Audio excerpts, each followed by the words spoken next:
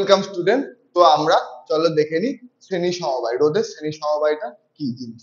তাহলে রোধের শ্রেণী সমবায়, এই দেখো একটা সুন্দর ছবি এঁকেছি আমি। এই হচ্ছে আই তড়িৎ প্রবাহ মাত্রা, R1 রোধের জন্য V1 বিভব পার্থক্য তৈরি হয়েছে, R2 রোধের জন্য V2 বিভব পার্থক্য তৈরি হয়েছে।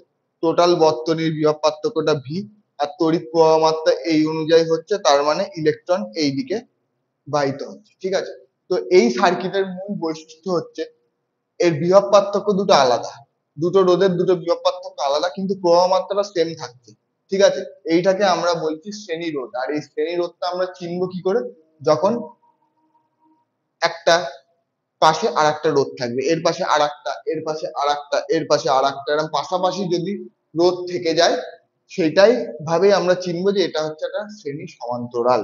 আর এই শ্রেণী সমান্তরালের তুল্য রোধ বের করার সূত্র হচ্ছে R is equal to R1 plus R2 plus R3 dot dot dot dot dot infinity পর্যন্ত যত। তুমি এইখানে এই অনুযায়ী তুমি এই এর তুল্য রোধ বলতে পারো যে এইটা।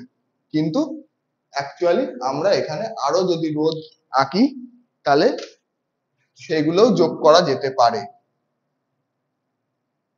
এই একটা রোধ, এই একটা রোধ, এরকম ভাবে যদি আরো রোধ আঁকি, তাহলে সেটাও যোগ করতে আমরা পারি। প্রতিটা রোধের জন্য এই বিভব পার্থক্য এখানে পাল্টে যাবে, প্রতিটা রোধের জন্য বিভব পার্থক্য পাল্টে যাবে, কিন্তু এই প্রবাহ মাত্রা আই থাকবে।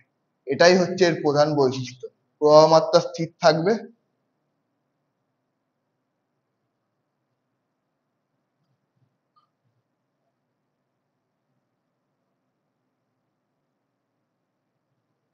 তাহলে এর তুল্য রোধটা আমরা R is equal to R1 plus R2 এইটা পেয়ে গেলাম। এখানে যদি আরো হয়, সেই জন্য আমি এখানে ডট ডট ডট ডট দিয়ে ইনফিনিটি পর্যন্ত করেছিলাম। তো এই হচ্ছে শ্রেণী সমবায়ের তুল্য রোধ বের করার সূত্র। তো পরে আমরা সমান্তরাল সমবায়টা দেখে নেব। Thank you.